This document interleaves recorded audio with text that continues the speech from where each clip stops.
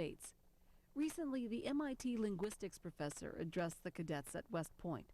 This is an hour.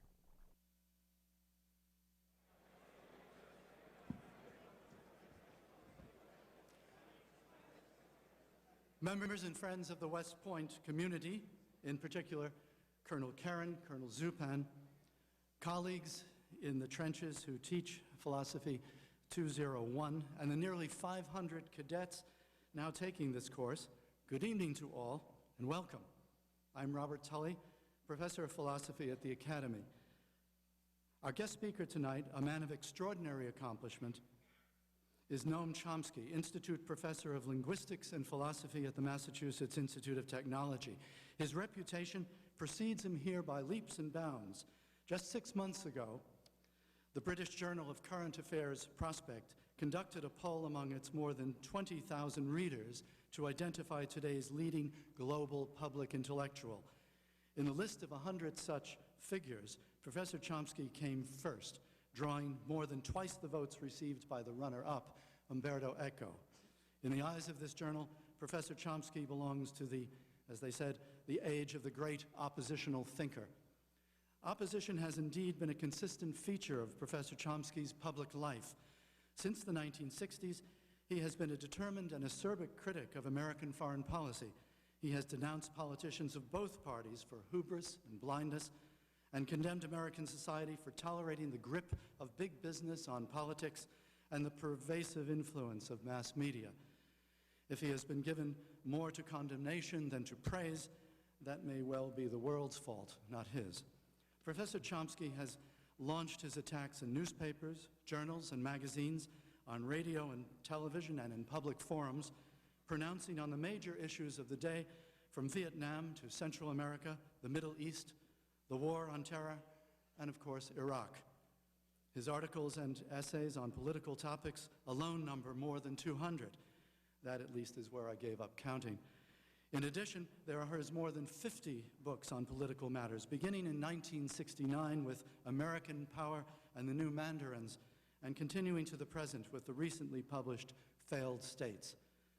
However, this amazing productivity constitutes only half the picture. Seemingly two people fill the shoes of one Noam Chomsky. His protests and denunciations will eventually recede from public view, but posterity will certainly always remember Noam Chomsky as the single thinker, the non-global, non-public intellectual who once revolutionized the science of linguistics.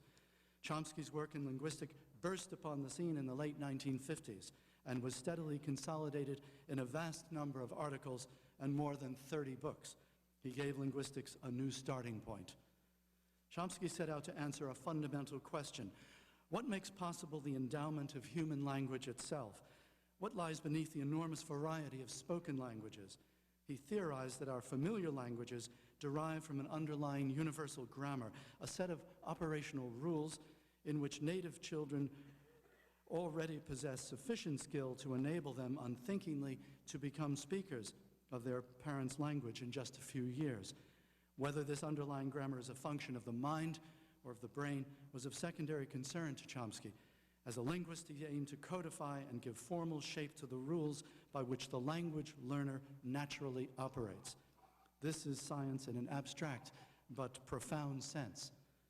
The new direction that Chomsky gave to linguistics made his project comparable to the work done by Whitehead and Russell a half-century earlier, who aspired to base both formal logic and number theory on a set of first principles.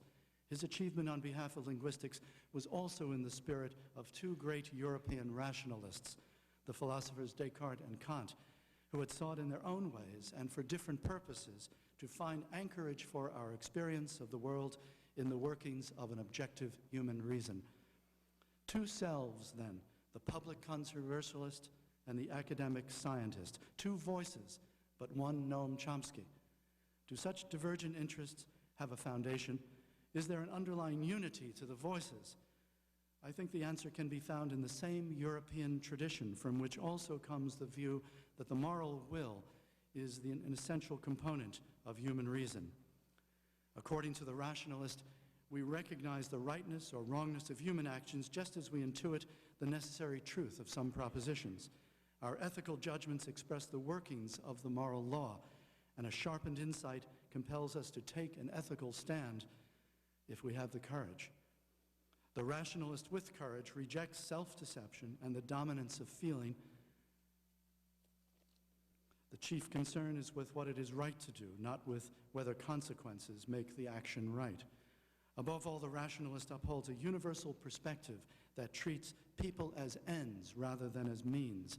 Actions contrary to this perspective deserve to be exposed and criticized, all the more so if they are the actions of governments that abuse their nearly absolute power for the sake of self-interest. Noam Chomsky is a passionate rationalist, yet his endeavor has not been to advance a novel theory of ethics. The moral certainties that compel him to speak are not theoretical. They are the stuff of everyday moral intuitions, simple and easily recognized, but in need of a voice. How these certainties are applied is the stuff of controversy, but the dust of political and social debate all too easily obscures the strong moral convictions that underlie them. I do not apologize for these lengthy remarks about Professor Chomsky. It cannot be said that a person of such remarkable complexity needs no introduction, to use a worn phrase. He has come to speak to us tonight about some aspects of just war theory, after which he will want to engage the students, the cadets of Philosophy 201, in discussion, and priority in the question and answer period will be given to the cadets. Let this discussion be what all philosophical debate aims to be: objective, open, respectful, fair, well argued. In one word, rational. Please join me now in welcoming our guest, Professor Noam Chomsky.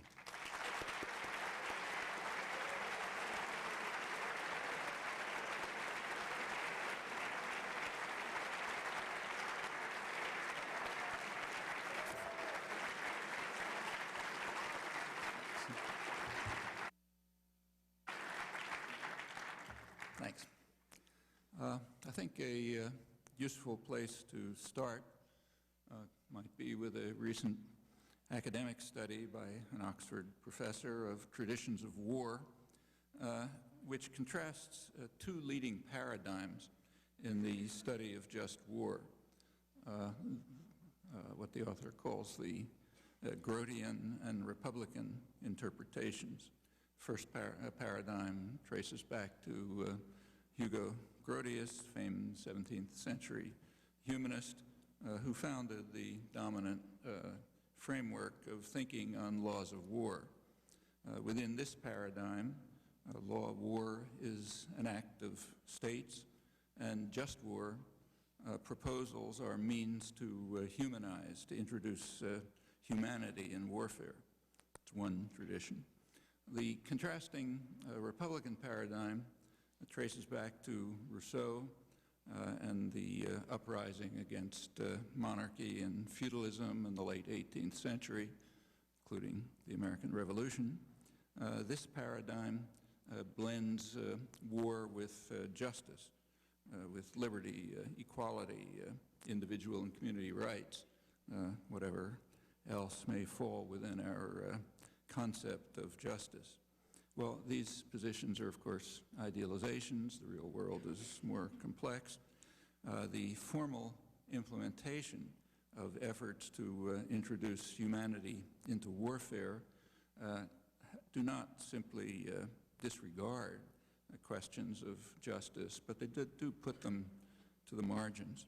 They're not central to the codification of the principles of world order and practice, with the single exception of the Universal Declaration of Human Rights, which has a pretty tattered history.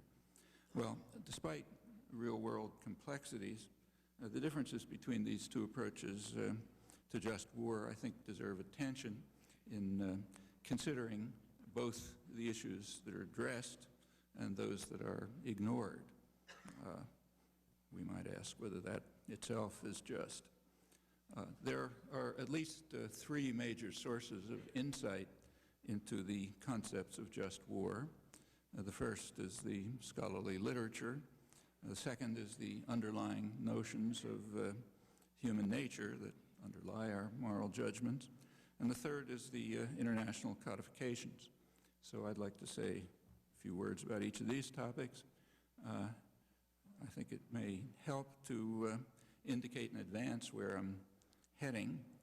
In brief, my own conclusions are that the literature merits careful attention, but is ultimately not very instructive about just war.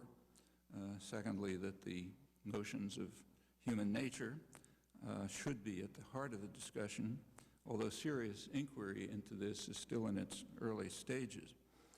And third, that the codifications seem to me sensible, but actions in the real world all too often reinforce a famous maxim of Tacitus that the strong do as they can, while the weak do as they must.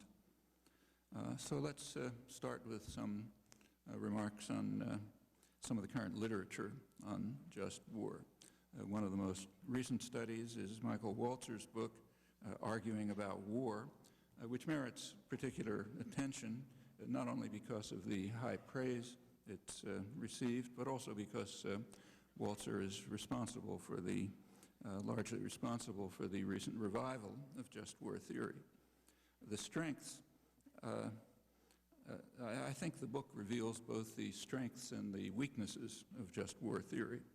The strengths are that many of the conclusions seem plausible enough, at least to me, but particularly those conclusions that pretty much reiterate standard codifications. The weakness is that despite the book's title, Arguing About War, it's very hard to find an argument. You might try that as an experiment. And more accurately, while arguments are sometimes detectable, they rely crucially on such premises as seems to me entirely justified, or I believe, or no doubt. And there's almost no effort to bring in relevant background information and evidence. Walzer gives two paradigm examples, in which case he simply asserts that the wars are just, in fact so obviously just that argument is unnecessary. The two examples are Afghanistan and Kosovo.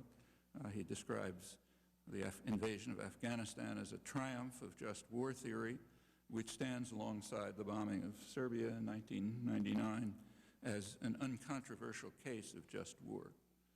No argument is felt to be necessary, though in either case it doesn't take much effort to think of possible evidence that might bear on the pronouncement that these are triumphs of just war theory. And these are considerations that would certainly be brought up by just war theorists if the responsibility for the military action lay elsewhere. Well, for lack of time, I'll skip illustrations, but can come back to them if you'd like. To be clear, I'm not asking whether the bombings of Afghanistan and Serbia were right or wrong. Maybe they were, maybe they weren't. I'm asking a different question, namely, what does just war theory have to say about it? And I think if you look closely, you'll find that the answer is that it has nothing to say about it. We're left with assertions of the authors that state violence was justified, uncontroversially so, and any consequences, whether anticipated or not, are entirely, no doubt, the fault of the official enemy. Well, another recent and also highly regarded inquiry into just war theory is by moral political philosopher Jean Belke-Elstein. The paradigm of just war, she writes, is the bombing of Afghanistan, and she adds that nearly everyone, with the exception of absolute pacifists and a few lunatics, agree that the bombing of Afghanistan was clearly a just war. Argument ended. In reality, nearly everyone excludes substantial categories of people, the majority of the world's population, for example, even in Europe, far more so in Latin America, and also leading Afghans who had been fighting the Taliban, and including U.S. favorites, and virtually all aid agencies working there. But what's relevant is that this constitutes the sole argument to establish that the war was just, in fact, uncontroversially so. Facts are irrelevant, and no further argument is needed. Well, Elstein does provide criteria for just war, so we at least have the rudiments of a theory. 4 criteria, I'll read them. First criterion, the war must be openly declared or otherwise authorized by a legitimate authority. Second, it must begin with the right intentions. Third, force is justified if it protects the innocent from certain harm, as when a country has certain knowledge that genocide will commence on a certain date. Fourth, it must be a last resort after other possibilities for the redress and defense of the values at stake have been explored. The first 2 conditions are vacuous. Declaration of war by an aggressor confers no support whatsoever for a claim of just war. And even the worst criminals claim right intentions. The third and fourth conditions sound reasonable, but they have no relevance at all, clearly, to the case of Afghanistan. So therefore, Elstein's paradigm example collapses entirely under her own criteria. Let me add just one word on the classic modern work, Michael Walzer's Just and Unjust Wars, which I believe you've been reading. My personal judgment is that his conclusions are generally very reasonable, also pretty much in accord with the conventional reading of the United Nations Charter. But what's relevant here is that the conclusions just about invariably rely crucially on the ubiquitous phrase, it seems to me, and so on. Again, you might test. So just as an illustration, take what he regards as the hardest question in his words. That is the British bombing of urban centers in Germany up to the end of the war. Walzer concludes that such bombing, quoting him, after the immediate threat posed by Hitler's early victories had passed, was entirely indefensible. Maybe so, but if you check, you'll find there's no argument, apart from the statement that the policy seems cruel. Well, I think it does. It seems cruel to me, at least. But what does just war theory have to say? Where does it enter into the argument? And why are relevant facts disregarded? There are, after all, relevant facts. Well, the character of the theory is revealed further when we look at the examples that Walzer gives about a dozen examples, which are just listed, no argument or discussion, to show that just war theory applies, leaving, in his words, no doubts. The examples are mostly uncontentious, although one might well ask why some of these examples are chosen but not others. For example, the Russian invasion of Czechoslovakia is given as a case where there's no doubt, but not given is the Israeli invasion of Lebanon, which I suppose had about 100 times as many casualties, and many more during the 22 years of occupation of southern Lebanon in defiance of Security Council orders. So maybe there's a reason, maybe there isn't, but whatever it is, it's not given. That's all examples except one. The last example of a case where just war theory applies, leaving no doubt, is the Egyptian challenge to Israel in 1967. That's the sole example in the long period covered where just war theory allegedly demonstrates that a preemptive strike was just beyond all doubt. Well, maybe the selection of cases and the conclusions are correct, maybe they're not, but what's relevant here is that just war theory plays little, if any, role in the argument, which reduces pretty much to declarations of personal preference. Well, I won't go on, but these are, to my knowledge, fairly representative selections from the most highly regarded literature, and I think it's fair to conclude more generally that we learn very little about just war from just war theory, although we do learn something about the prevailing intellectual moral climate in which the theory is presented and honored. Well, let's turn to the second source of potential insight. Second source of potential insight into just war theory, that is our intuitive moral judgments. Well, here we are turning to what was traditionally called moral philosophy. I think it's more aptly described as moral psychology in modern terms. It's after the divorce of science and philosophy in the mid-19th century. A century before that, David Hume had done his classic work on what he called the springs and origins of human nature. Hume recognized that knowledge and belief are grounded in what he called a species of natural instincts, part of our inherent mental nature.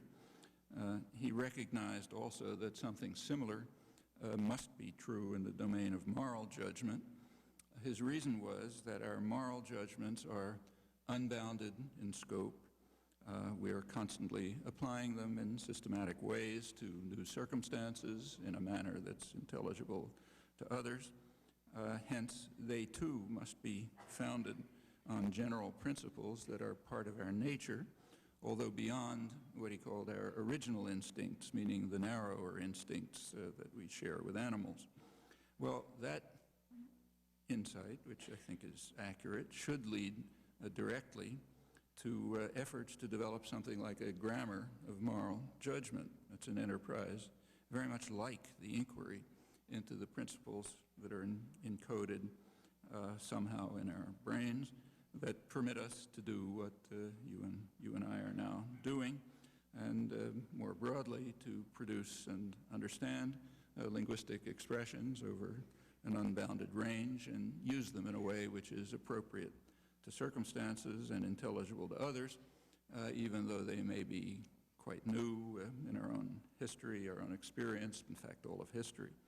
Well, as was recognized a century before Hume, these principles must be universal, hence grounded in our nature and the basis for acquisition of any particular language. Today, we would say that the principles of language and moral judgment are part of our genetic endowment, part of human biology. In both cases, they're culturally specific and universal aspects. In both the case of internal faculties of language and moral judgment, these things can be studied. They're part of science, and in fact studied in rather similar ways. Inquiry into the moral faculty in these terms was undertaken by the leading American moral and political philosopher of the late 20th century, John Rawls, who relied explicitly on the analogy of two linguistic theories that were being developed in the 1960s at the time that he was writing his classic work, Theory of Justice. Rawls, in fact, put this aspect of his work aside under severe criticism by moral philosophers, turned to core issues for him. The criticisms were re-examined and I think adequately refuted in a doctoral dissertation a few years ago by John Michael, who is now a law professor at Georgetown. A forthcoming book of his, based on the dissertation, develops this and also presents empirical investigation of moral judgments in puzzling thought experiments that have been designed by moral philosophers. This experimental work reveals that intuitions in these quite puzzling cases are typically instantaneous and reflexive in adults and children with systematic changes through early childhood development, much as in other aspects of development. He then goes on to develop a theoretical explanation in terms of fixed principles that can be regarded as a development of Rawls' theory of justice and the much earlier work of Hume and other classical writers on our natural instincts.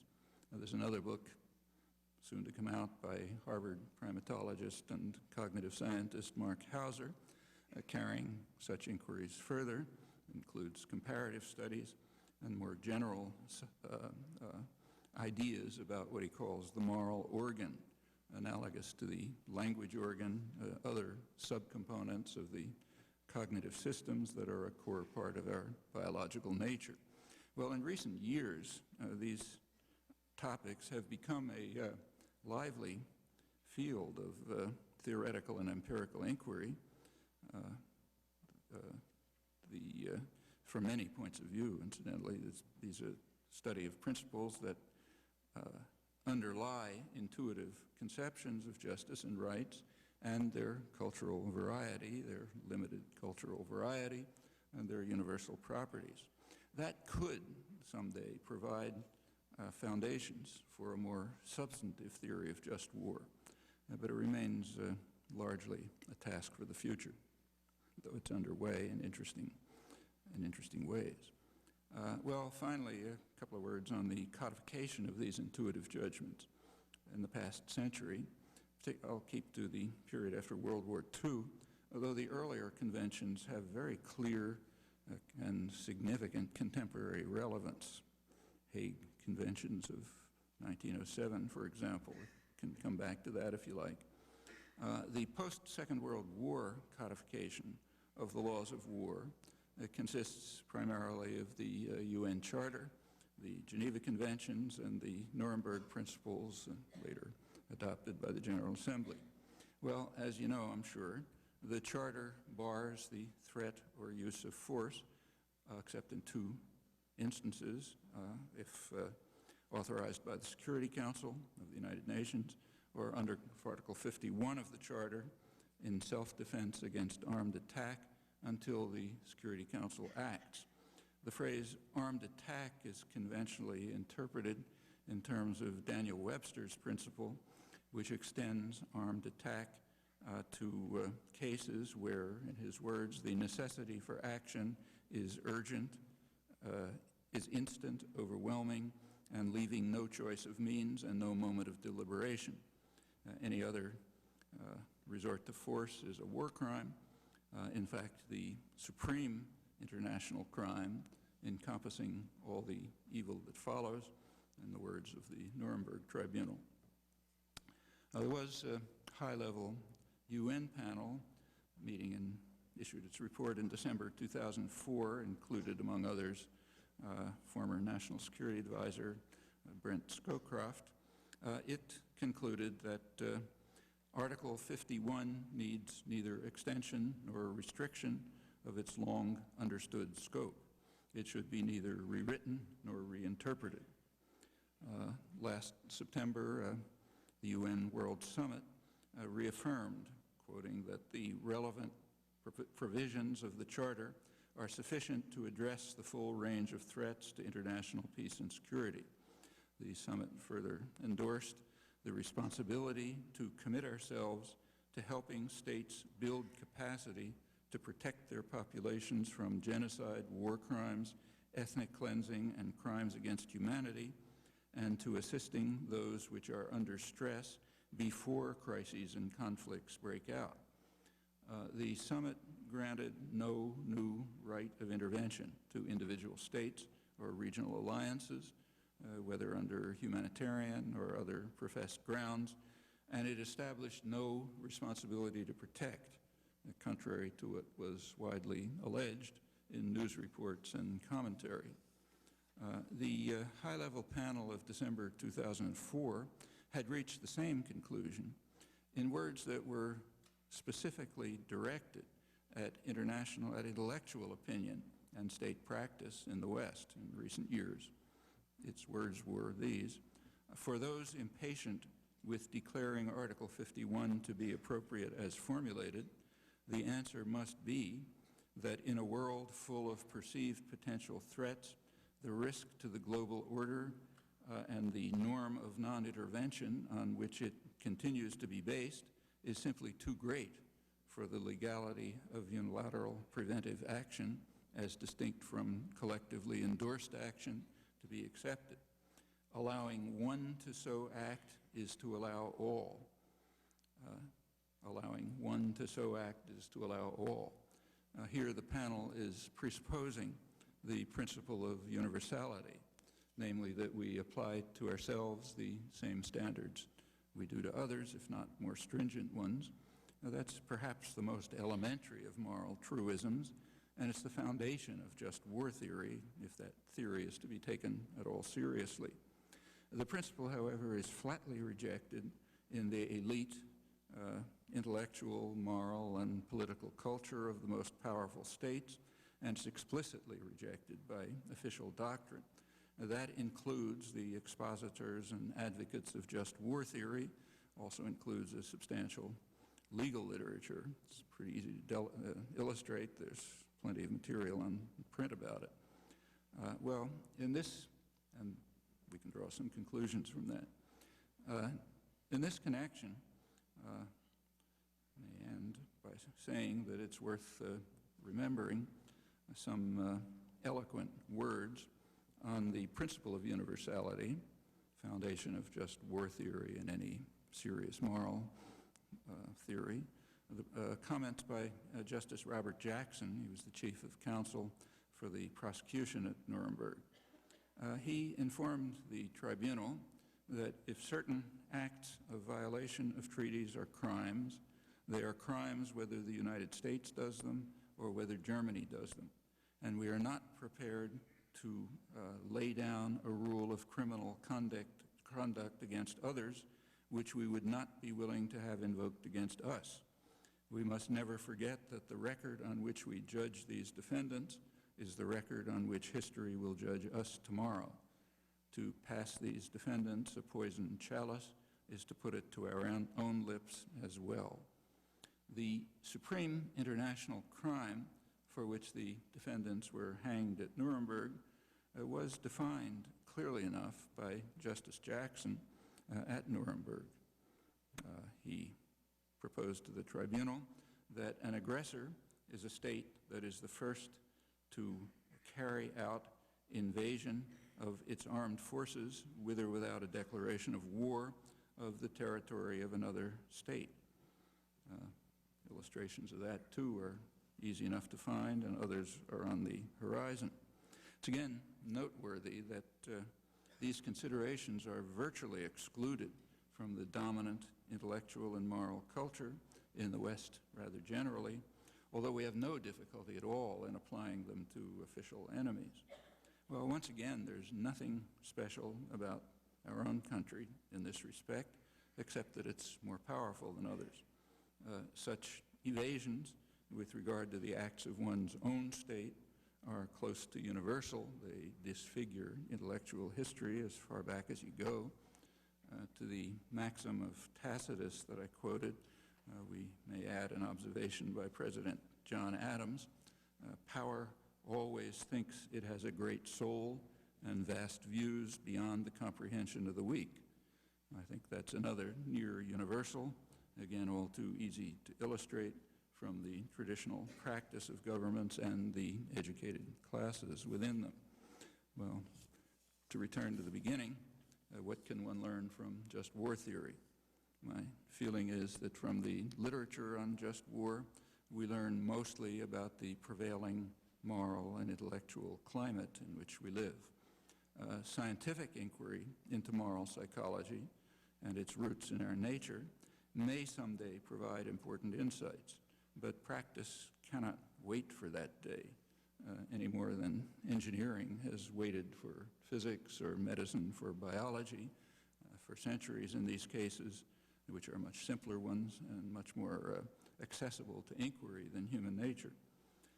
Thirdly, the codification of laws of war has over time had a notable civilizing effect, but the gap between professed ideals and actual practice is much too large to be tolerated, in my opinion. Thanks.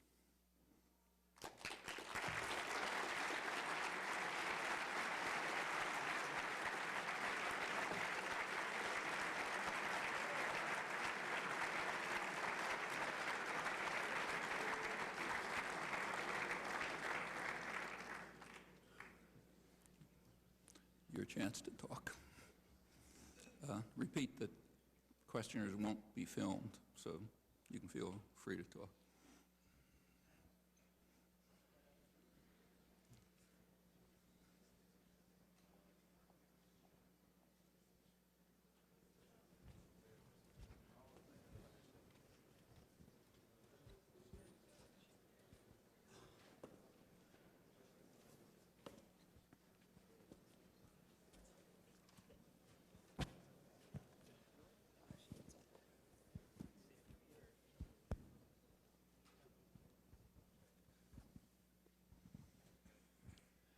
Sir, I was just wondering if you believe that the United States of America has a responsibility to intervene in cases where just war says that it is justified to intervene. Do I think that there's a responsibility to intervene in cases where just war theory concludes that it is correct to intervene? Is that the question? Personally, I agree with the UN Charter, the high-level UN panel of December 2004 and the UN World Summit, which I quoted. But I can't really answer the question because as far as I can determine, you can tell me if I'm wrong, just war theory never tells you anything. It doesn't tell you when it's proper to intervene. What it tells you is, I think it's proper to intervene. Well, you know, I may also think so, but there's a big gap between assertion and argument, and between surmise and evidence. So if you can tell me where just war theory entails that we ought to intervene, we can consider the question. But until that's done, we can't really consider the question.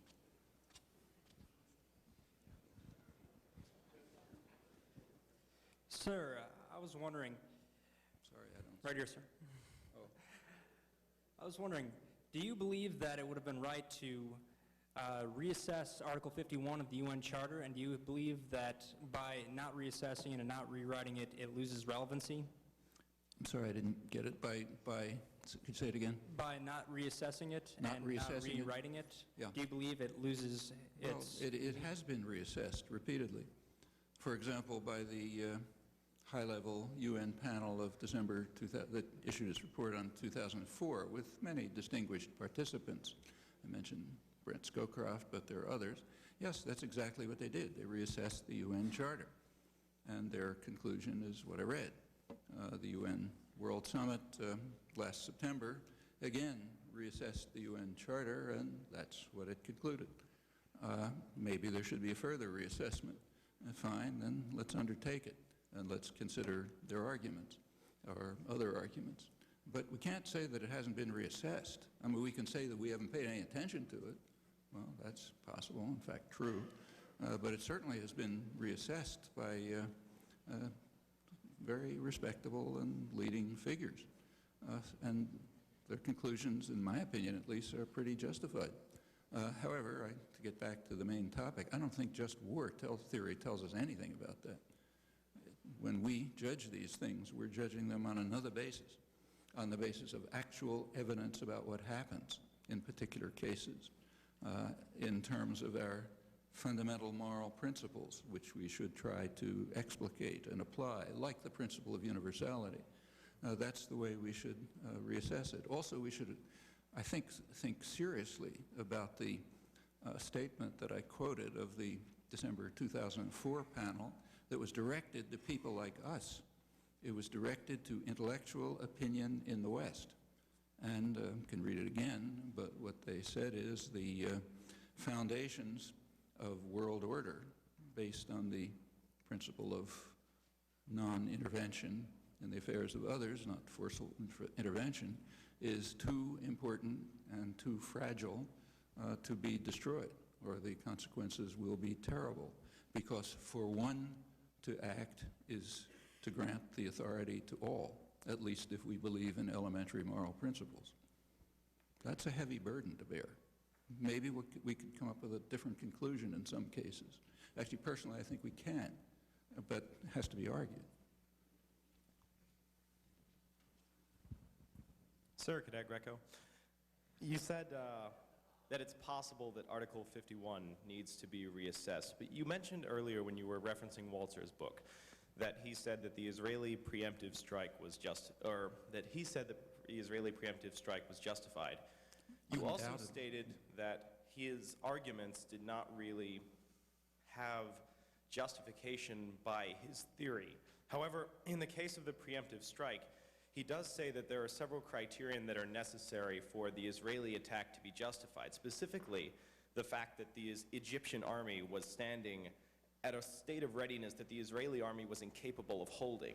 So, under Article 51, even though Egypt had not yet invaded Israel, that they were not at war. However, what Egypt was doing tactically put Israel at a severe disadvantage. So, under our modern definition of war, it seems to me that that ought to be, it seems to me, it seems logical that it ought to be called an act of war, what Egypt was doing, putting Israel at such a disadvantage. So doesn't Article 51 definitely need some reassessment? Well, Article 51 clearly does not apply. I read Article, I mean, we can argue that it was justified, but we can't say that Article 51 justifies it. Not under Daniel Webster's characterization or any other one that's accepted by the international community.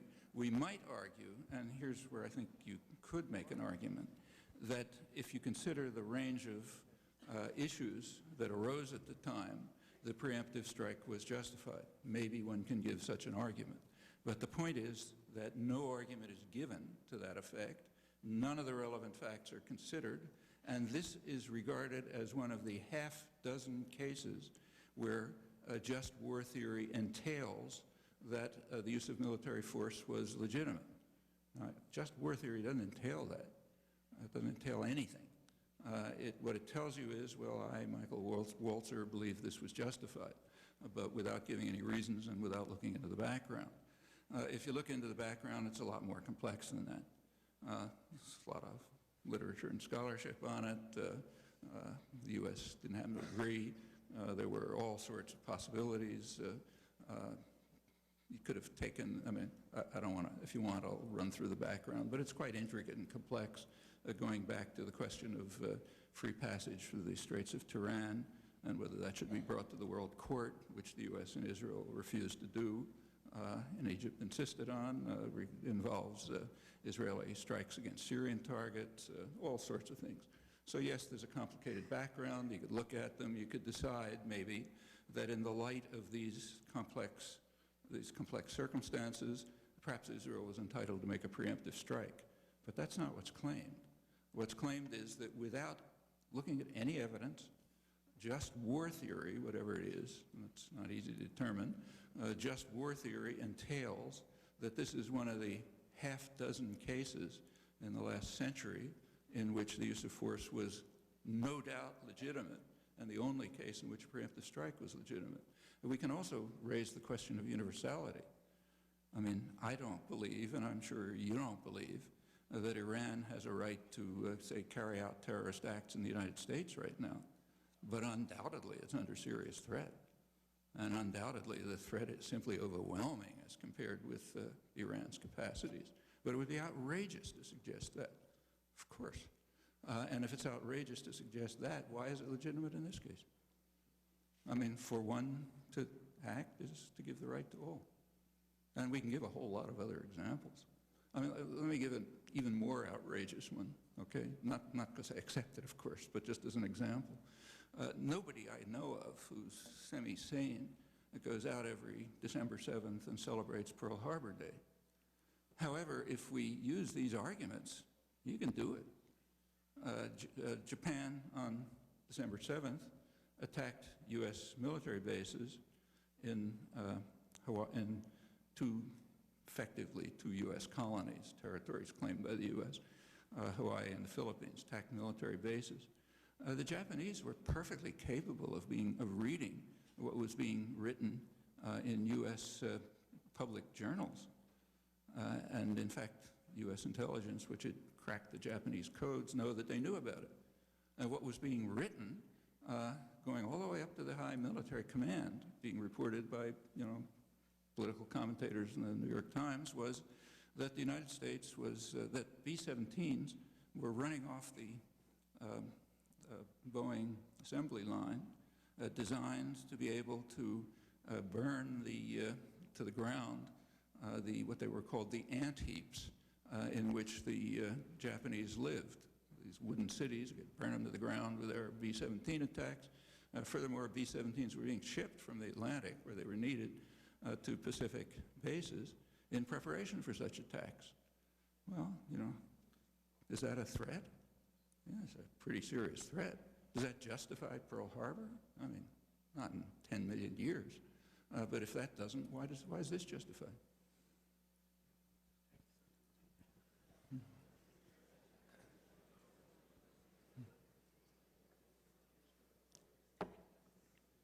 My birthday, incidentally, so I have a special interest in that day.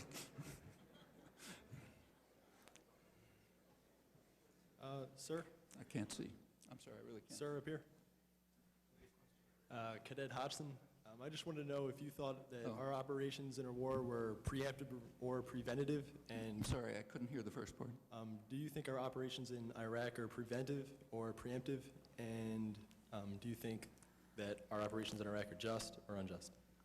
Well, there was interesting terminology in that. The administration presented it, and in fact the National Security Council described, you know, they had that in mind, but more generally, as preemptive war. But it certainly isn't preemptive war by any stretch of the imagination. More accurately, you could call it preventive war. Okay, you could say we have to prevent a potential attack against us. Personally, I don't see much justification for that, even if you accept that they believed all the reports that Colin Powell was giving at the UN Security Council and so on. Even if we accept that all that was believed, it doesn't seem to me that a preventive war in such a case is legitimate. And as you know, the world didn't think so either. There were international polls taken on this, and outside the United States and to a more limited extent, England, you could barely find a country in the world where support for it was above 10%. In fact, the only two exceptions in the international polls that were taken were India and Israel, but both of them had something different in mind. What they had in mind was their own repression of occupied territories, Kashmir and the occupied territories. You know, they liked the idea of preventive war by the powerful, but they weren't talking about this. However, the rest of the world was almost non-existent, you know, 10% or less. And again, we have the same question. If preventive war is legitimate under those circumstances, it's legitimate for everybody. Okay, that means it's legitimate for Iran today. I mean, to take another case, it is simply undeniable, I mean, read it right in U.S. official documents, that the United States has been carrying out a terrorist war against Cuba since 1960. I mean, at first it was with direct participation. In more recent years, it's just with tolerance. But that it happened isn't even questionable. You know, John F. Kennedy assigned his brother, Robert Kennedy, the task of running the terrorist war. It was to be his highest priority. Robert Kennedy's official, you know, more or less official biographer, historian Arthur Schlesinger, who was a well-known historian, who was a Kennedy member of the Kennedy team, a Latin American advisor. He writes that Robert Kennedy's task was to bring the terrors of the earth to Cuba. And if you look back at the record, it was no joke. And it continues, now still based on U.S. soil. And the U.S. happily harbors terrorists who were involved in it. Does that give Cuba the right to carry out terrorist acts in the U.S. To prevent this? Did it ever give them the right? Well, I don't think so. I'm sure you don't think so. But if preventive war is legitimate, why not? And in fact, you know, and there are many other cases where, take say Lebanon in 1982, when Israel was preparing the attack, and in fact trying desperately to conjure up an excuse for the attack. They were bombing Lebanon, hoping for some retaliation that could be used as a pretext. And that was a serious attack, killed probably maybe 20,000 people. You know. destroyed a large part of southern Lebanon, the city of Beirut, much of it. Did that give Lebanon, or the Palestinians in Lebanon, the right to carry out terrorist acts in Israel prior to it, to prevent the war? Well, I certainly don't think so. I'm sure you don't. But if preventive war is legitimate under such ambiguous cases as Iraq, why isn't that legitimate? So no, I don't think it was just. I think it was aggression. Sir, Walzer's legalist paradigm, when he describes it, he also describes 3 revisions, one of which being the human rights revision, saying that it is justified to intervene if human rights are being violated.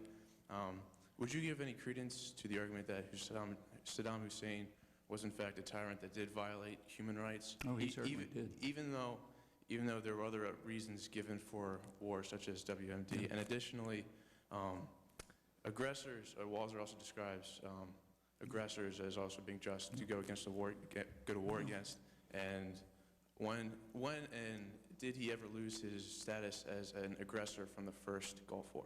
Thank you. He lost his status as an aggressor when he was driven out of Kuwait, just as Israel lost its status as an aggressor when, after 22 years, it pulled out of Lebanon.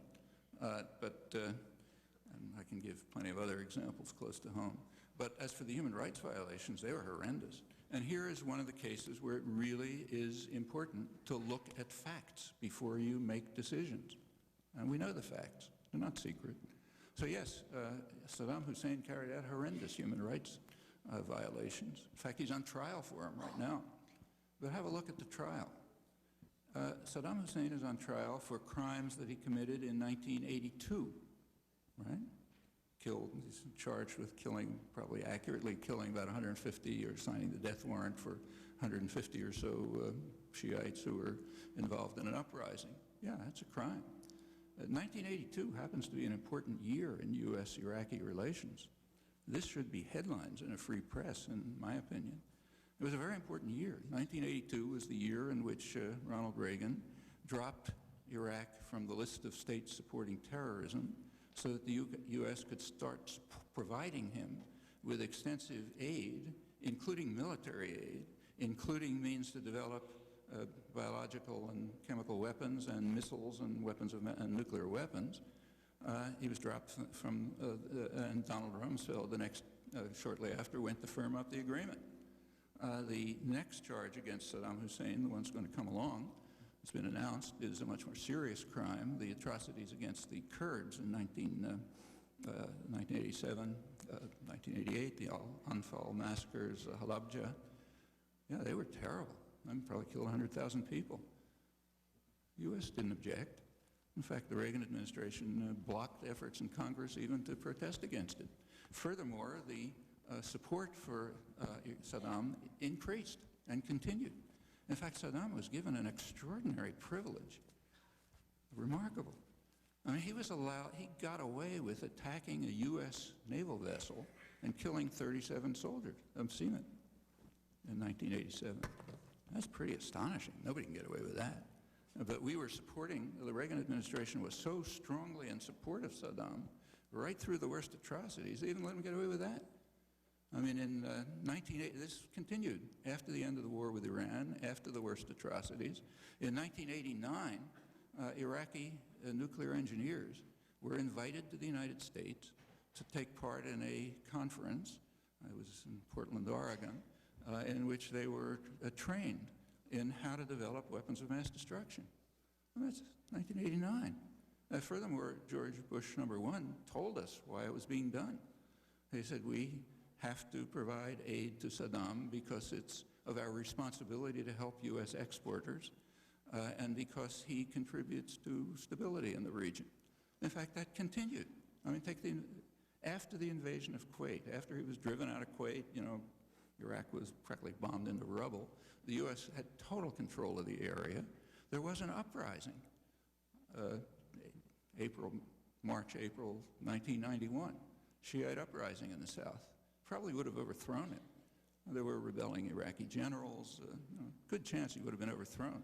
Well, the Bush administration determined that they would essentially permit Saddam to crush it. They used military helicopters, other armed equipment. They didn't have to do that. That led to a huge massacre. And it was described. You know, you can go back and read the New York Times right after that.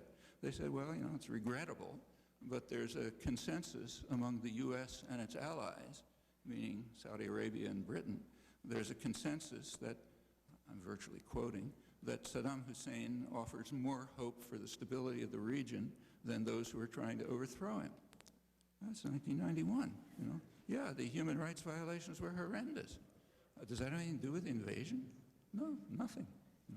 Professor Chomsky, I'm most regretful that I have to interrupt the flow of your thought and your very interesting presentation. Unfortunately, we are constrained by military time to end at this time, but I am happy to say that the occasion, the opportunity for those of you who did not have an opportunity to ask your question here may come out in the rotunda. I certainly hope it will. There is a reception immediately to follow. But first, sir.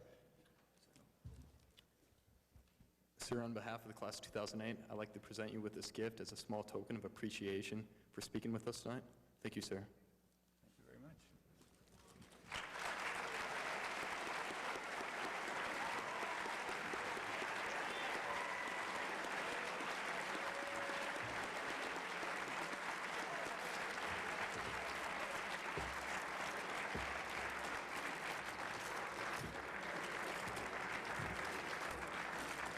I usually leave gifts for my grandchildren to open. They get a big kick out of it, but I'll change the rules this time. Well, I don't know if you can see it, but it's a wonderful picture. Painting. Washington Hall on the flame. Thank you.